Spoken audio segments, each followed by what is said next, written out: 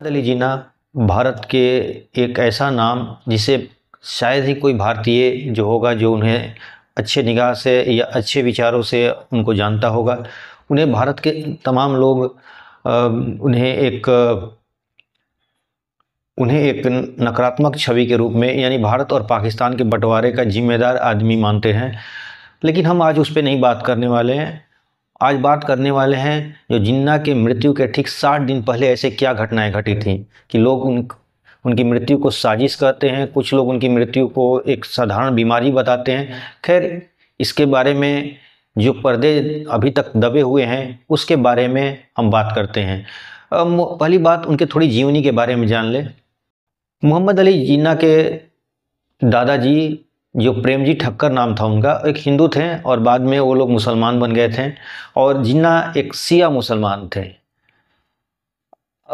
जिन्ना के बारे में उनके अलग अलग लोगों के विचार है कि वो सेकुलर हैं, कुछ लोग कहते थे कि कट्टर हैं। लेकिन शुरुआती दौर में अधिकतर लोगों का विचार यही था कि वो एक सेकुलर विचारधारा के थे, जो पोर्क खाते थे, जो शराब पीते थे, जो सिगार और सिगरेट पीते थे। मतलब किसी अंदाज से वो मुस्लिम नियमों को नहीं मानते थे। कुछ लोगों का कहना था कि वो नमाज भी नहीं पढ़ना जानते थे या शायद ही कभी मस्जिद भी जाते थे। खैर, ये तो उनका अपना निजी विचार हुआ। लेकिन हम उस घटना के बारे में बात करने वाले हैं जो उनके मृत्यु के 60 दिन पहले, जो एक आज तक रहस्य है, उसके बारे में बात करने वाले हैं। 14 जुलाई 1948 को जिन्ना क्वेटा से जियारत चले जाते हैं। जियारत जहाँ एक पीर का स्थान था, जहाँ एक कोई बाबा रहते थे और बाबा का नाम था खरवारी बाबा। उनके यहाँ चले गए। कुछ लोग कहते थे कि भाई जिन्ना जैसे आदमी जो आधुनिक विचारधारा का आदमी था, वो आदमी जिन्ना जैसे आदमी जो आधुनिक विचारधारा का था, वो बाबा के चक्कर में क्यों गए। कुछ लोग कहते हैं कि वहाँ पर देवदार के अच्छे पेड़ थे और जहाँ थोड़ी हरियाली थी और अच्छा माहौल था, इससे के लिए वो थकान को दूर करने के लिए क्वेटा में बहुत बिजी रहते थे, इसलिए वो हमें वहाँ पर चले गए ताकि उनको थोड़ा स्वास्थ्य के लिए लाभ मिलता रहे। लेकिन क्वेटा से जब वहाँ से 133 किलोमीटर जियारत पहुँचते हैं तो उनकी तबीयत खराब हो जाती है। तो जब तबीयत खराब हो जाती है तो फिर उनको जो उनके निजी डॉक्टर थे और उनके मित्र भी थे, उनका नाम था इलाही बख्श, उनको बुलाया गया। इलाही बख्श जियारत पहुंचते हैं और उनका इलाज और ट्रीटमेंट शुरू कर देते हैं। जब उनको ट्रीटमेंट शुरू कर देते हैं तो जिन्ना आमतौर पर यही कहा करते थे कि उनको पेट की संबंधी बीमारी है। लेकिन डॉक्टर कहते हैं आपको पेट की संबंधित बीमारी नहीं है, लेकिन आपको टीबी है। डॉक्टर इलाही बताते हैं कि मुझे लगा कि शायद जिन्ना घबरा जाएंगे, लेकिन जिन्ना घबराए नहीं। जिन्ना शांत रहें, बोले कि इसमें कोई नई बात नहीं है, आपने बताया ये बात मुझे 12 साल पहले ही पता था, लेकिन मैं इस बीमारी को हमेशा छुपाए रखा, क्योंकि हिंदू अगर ये जान जाते हैं तो शायद भारत और पाकिस्तान का बंटवारा ही नहीं होने देते हैं, क्योंकि वो जान जाते कि मैं थोड़े दिन का मेहमान हूँ और वो बंटवारे को और लंबा खींच देते हैं, जिससे बंटवारा नहीं होता। ये राज एक आदमी और छुपा के रखा था जो उनका पहली बार चेकअप किया था, इलाज किया था। उस डॉक्टर का नाम था GL पटेल। और उनके तिजोरी में उनका एक्सरे जो टेनिस बॉल के बराबर स्पॉट दिखाई देता है टीबी का, उनके एक्सरे में था, जो उनके तिजोरी में बंद था। अगर ये आदमी, अगर उस राज को ब्रिटिश खुफिया विभाग बोल रही थी या माउंटबेटन भी बोल रहे थे ये बात, कि अगर ये राज हमें पता चल जाता तो भारत का पाकिस्तान का बंटवारा कभी नहीं होता और भारत पाकिस्तान आज एशिया में 2 देश नहीं होते हैं और विश्व की राजनीति में कुछ अलग ही स्वरूप होता है। खैर, डॉक्टर पटेल ने इस बात को छिपाए रखा और कभी भी उन्होंने इसे जाहिर नहीं होने दिया कि जिन्ना को। और बाद में जिन्ना को वहाँ पर टीबी में जब इलाज शुरू हुआ उनका, तो मैं ये उसके लिए बहुत लंबी चौड़ी कहानी है, मैं उस पर नहीं, मैं पॉइंट टू पॉइंट बात करना चाहता हूँ कि उस सीक्रेट उसमें क्या क्या रहस्य थे।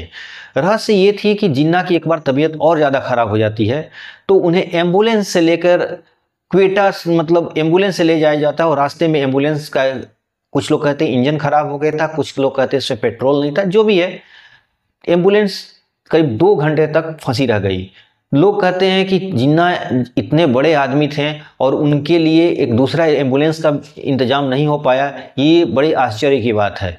तीसरी और दूसरी बात कि जिन्ना मोहम्मद अली जिन्ना जो थे, इतने बड़े गवर्नर पाकिस्तान के होने के बाद उनके लिए कोई इंतज़ार नहीं कर रहा था, ना ही प्रधानमंत्री इंतज़ार कर रहे थे, ना कोई इंतज़ार नहीं कर रहा था।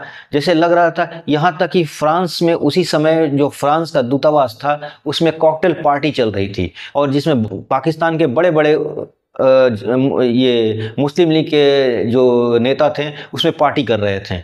तो इस तरह की एक घटना और साजिश की तरफ इशारा करती है कि लियाकत अली जो पाकिस्तान के पहले प्रधानमंत्री थे, जिन्ना से मिलने जाते हैं जियारत, जब वो बीमारी के दौरान वहाँ पर स्वास्थ्य लाभ ले रहे थे वहाँ पर, तो वो जाके उनसे मिलते हैं और कहते हैं कि मुझे मिलना है उनसे।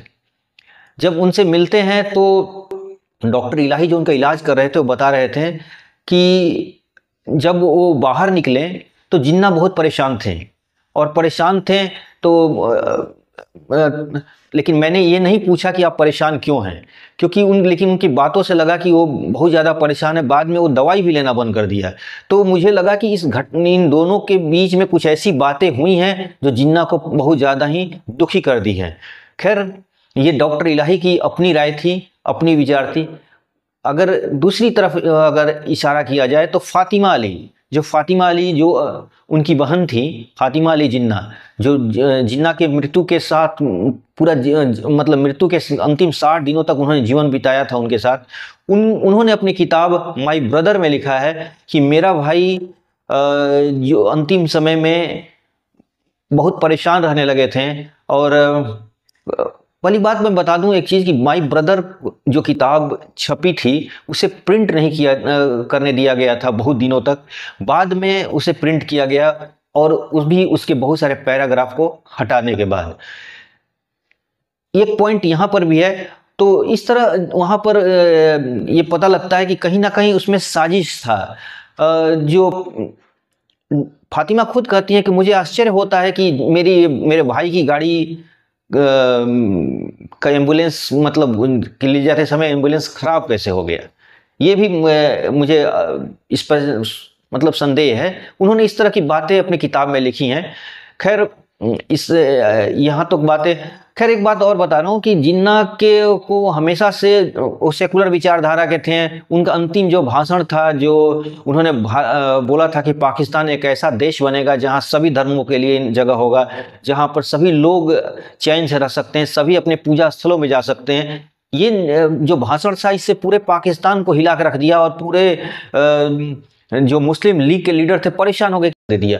कुछ लोगों ने इस भाषण को नहीं पब्लिश करने के लिए दबाव भी डाला, अखबारों को दिया गया कि आप इसको मत छापिए, लेकिन फिर भी वो बातें सामने आ गई और जिन्ना के जो अंतिम भाषण था उस लोगों के तक पहुंच ही गया।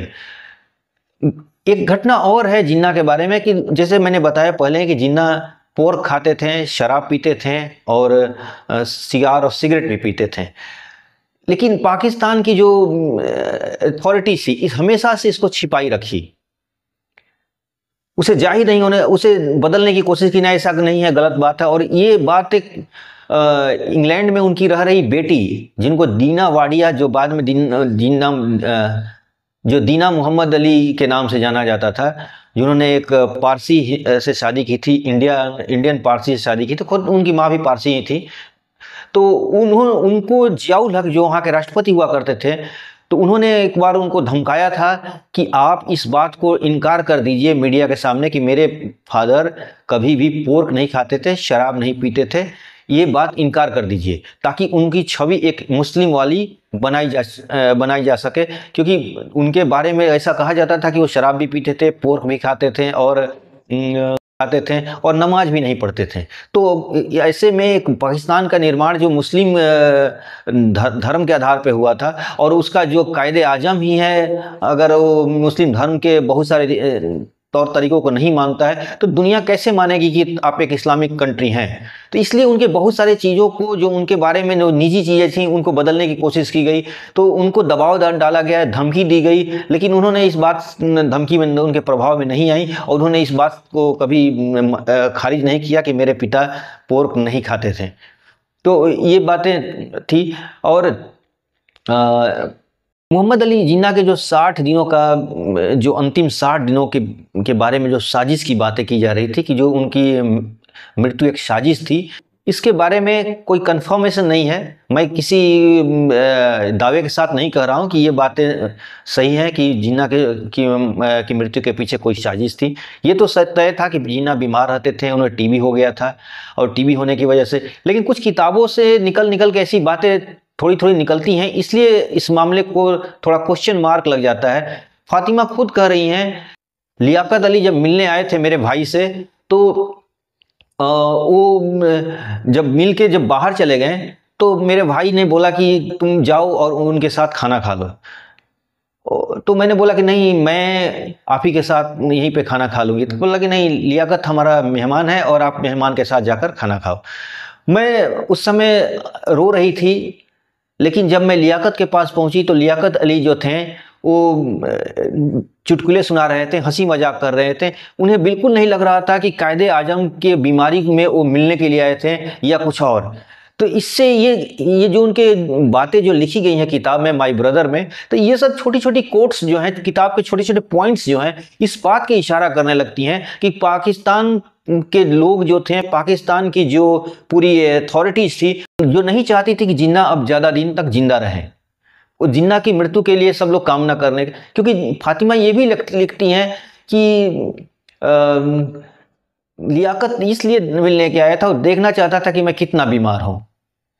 अब ये बातें कई एंगल से देखी जा सकती है। कुछ लोग कहते हैं कि वो कहने का मतलब ये था उनका कि वो मुझे बीमारी के रूप में देखने आए थे, और कुछ लोग उसका मतलब कुछ और अलग से निकालते हैं। वो ये देखना चाहते थे कि जिन्ना कितना दिन तक जिंदा रहेंगे, ये देखने के लिए आए थे। खैर इसमें सबकी अपनी अपनी राय हो सकती है। इसमें मेरी अपनी, मैं जो कुछ लिखा हुआ वो बता रहा हूँ।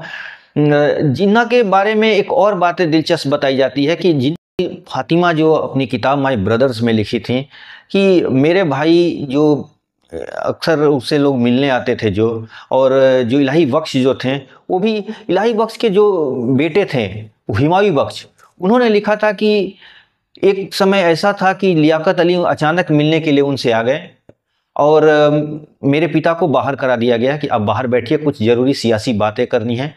तो मेरे पिता बाहर चले गए और उनके बीच कुछ बातें हुई, और बातों के बाद लियाकत अली जब चले गए तो मेरे पिता कायदे आजम से मिलने के लिए जब अंदर गए, वो थोड़े परेशान दिखते हैं और दवाई लेने से भी इनकार कर देते हैं। तो ये बातें कहाँ तक सच है ये तो नहीं समझ में, इस पर कोई प्रमाणित नहीं किया जा सकता, क्योंकि ये बातें उनके बेटे की थी, यानी इलाही बख्श के बेटे हुमायूं बख्श की थी। ये बातें इलाही बख्श ने खुद नहीं लिखी हैं, तो इसलिए इस बात की सत्यता को प्रमाणित नहीं किया जा सकता कि ये बातें जितना वो जो बोल रहे हैं वो सत्य ही हैं। लेकिन इतना तो तय था कि कुछ न कुछ अंदर ही कुछ ऐसी बातें चल रही थी जिससे जिन्ना परेशान थे। 11 सितंबर 1948 को, जैसा मैंने पहले ही बताया, कि एक एम्बुलेंस में जा रहे थे और एम्बुलेंस अचानक में खराब हो जाता है, और एम्बुलेंस खराब होने से उनको घंटों वहाँ पे वो फंसे रहते हैं। चूँकि वे स्ट्रेचर पे थे, उन्हें गाड़ियों में नहीं बैठाया जा सकता, कार में बैठने लायक नहीं थे, खुद से उठने लायक नहीं थे, यहाँ तक कि अपने चेहरे पर बैठी हुई मक्खी को भी हटाने की उनके पास क्षमता नहीं थी, इतने कमज़ोर थे और बेहोशी की हालत में थे। जब उन्हें ताकत की इंजेक्शन दिया गया जिसमें थोड़ा सा उनको होश आया, और जब होश आया तो उनकी अंतिम शब्द थे, बोलते हैं खुदा हाफिज। लेकिन इलाही बख्श बोलते हैं कि नहीं, वो खुदा हाफिज नहीं था, उनका था अल्लाह और पाकिस्तान, ये वर्ड था। खैर इस जो भी है इसके बारे में कुछ खास जानकारी नहीं है, लेकिन इतना तो तय है कि पाकिस्तान में जिन्ना को एक तरह से उनके जो विचार थे उसको बदलने की पूरी कोशिश की गई, यानी जिन्ना को एक तरह से इस्तेमाल किया जा रहा था जो मुस्लिम लीडर या बड़े बड़े लीडर थे उनके द्वारा। और एक बात तो और थी कि अगर उनकी बीमारी के बारे में पहले पता चल गया होता तो लॉर्ड माउंटबेटन ने खुद लिखा था कि मैं भारत और पाकिस्तान का बंटवारा नहीं होने देता, और लाखों लोग जो बेघर हो गए या लाखों लोग इसमें मारे गए वो भी मारे नहीं जाते, क्योंकि लेकिन उनकी बीमारी के बारे में डॉक्टर पटेल ने पूरी गुप्त रूप में इसको छुपा के रखा। यहाँ तक कि ब्रिटिश खुफिया एजेंसी को भी उनके बीमारी के बारे में पता नहीं थी, लेकिन जब पाकिस्तान का बंटवारा हो गया तब ये बीमारी की राज खुली। तो इस तरह एक छोटी सी कहानी को मैंने बताया आपको। ये बहुत बड़ी कहानी है। अगर बात किया जाए फातिमा अली की, तो फातिमा अली के जो किताब माई ब्रदर्स है उसके बहुत सारे चैप्टर्स को गायब कर दिया गया है, लेकिन फिर भी बहुत कुछ इन्फॉर्मेशन उससे मिल जाती है जिससे पता लगाया जा सकता है कि जिन्ना के विचार कैसे थे। जिन्ना एक सेकुलर लीडर थे, इसमें तो कोई दो राय नहीं है। भारत के लोग उनके बारे में नकारात्मक छवि रखते हैं, सबकी अपनी अपनी राय है, सब किसी के प्रति कोई भी अपने राय व्यक्त कर सकता है। भारत के लोग जो राय रखते हो, लेकिन इतना तो तय था कि जिन्ना एक सेकुलर आदमी थे और उनके विचार जो थे सेकुलर थे। लेकिन जब पाकिस्तान बना तो उनके बारे में जिन्ना के ही बहुत सारी चीज़ों को दबा दिया गया, जिन्ना की ही बहुत सारे बातों को दबा दिया गया, बहुत सारे उनके विचारों को बदल दिया गया। यानी पाकिस्तान में आज जो जिन्ना दिखाई देते हैं, आज जो जिन्ना के बारे में पढ़ा जाता है, वो शायद जिन्ना वो नहीं थे जो 1947 के पहले वाले जिन्ना थे। तो आज के अंक में इतना ही। मुझे उम्मीद है कि ये अंक आपको पसंद आया होगा, और मेरे चैनल को ज़रा सब्सक्राइब कीजिए, लाइक कीजिए, प्रमोट कराइए इसे। सब्सक्राइबर बहुत कम है, थोड़ा इसको आगे बढ़ाइए ताकि हम और भी रिसर्च डॉक्यूमेंट आपके पास ला सकें। और इसमें देखिए जो जिन्ना की जो कहानी बताया मैंने, बहुत सारा उसमें लंबी चौड़ी कहानी है, छोटे से 5 मिनट 7 मिनट के वीडियो में नहीं हो सकता। इसके लिए 2-3 एपिसोड चलाना पड़ेगा, तब जिन्ना के बारे में बहुत कुछ बताया जा सकता है। लेकिन फिर भी मैं आप एक छोटे से सारांश के रूप में उनकी कहानी के बारे में, उनके बारे में बता दिया, जो उनके 60 दिनों के अंतिम 60 दिनों के बारे में था। तो मैं फिर से कहना चाहता हूँ कि मेरे चैनल को सब्सक्राइब कीजिए। धन्यवाद, थैंक यू।